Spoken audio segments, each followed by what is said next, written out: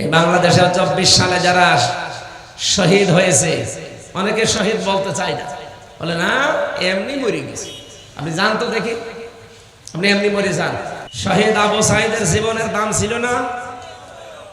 আপনি এরকম বুক পাইতে দেন তো দেখি কেমন সাহস আপনার। আপনি তো পালিয়েছেন সাহসের ভয়ে, এত সাহস আপনার পালিয়ে চলে গেছে, কিন্তু তার কি সাহস আপনি দেখেছেন? শহীদ আবু সাঈদ কেউ যদি স্বীকার করতে না চান, ওকে আবার আরেকবার শহীদ হয়ে আপনাকে দেখানো লাগবে। আপনি জানেন শহীদ কি জিনিস? যারে তারে শহীদ বলাও যায় না। বঙ্গবন্ধুকেও মানুষ মেরে ফেলেছে, জিয়াউর রহমানকেও মানুষ মেরে ফেলেছে।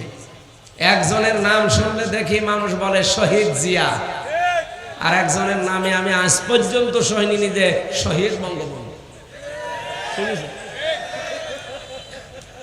আরো মানুষ বলে যে ওইভাবে মারা ঠিক হয়নি, টুকরো টুকরো করার দরকার ছিল।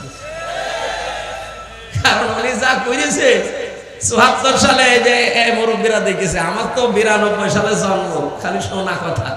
আর এনা ওই সময় দেখেছে ৭৪ সালে দুর্ভিক্ষে মানুষ ৪ লাখ মরে গেছে না খেয়ে, ২৩ লাখ। তো ওনারে যে ওইভাবে মারার পরেও তো মানুষ অন্তত মুখ ফসকে শহীদ বলতে পারে, তাও বলে না। কারণ শহীদ হওয়া লাগবে তো কি